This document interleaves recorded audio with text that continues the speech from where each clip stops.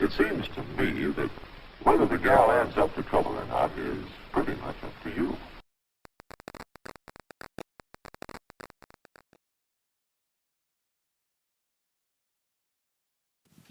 The other day in therapy, when talking about relationships, my therapist asked, does there have to be a man?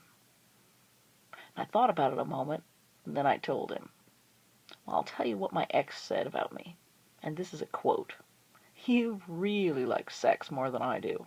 Of course, I was straddling his right leg when he said it. It occurred to me later that what the therapist had probably meant was, did I need a relationship to feel complete, happy, important, alive, real?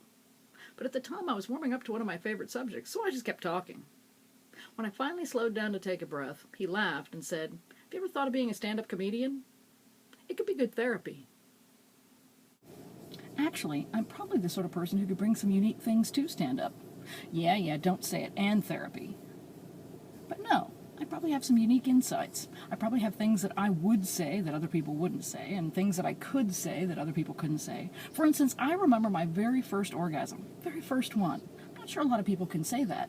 In fact, a friend and I were going to poll a bunch of other friends to see if any of them did. But what we found out was, whereas we were the type people who would ask the question, we didn't actually know anybody who would answer. Even if you're not really well-mannered, you could make a habit of being civil. Helen has trained herself to know what she's going to do, and she's able to match the right skirt with the right sweater. The other day, my therapist was straddling his right leg at the moment. I was warming up to one of my favorite subjects, so I just kept talking.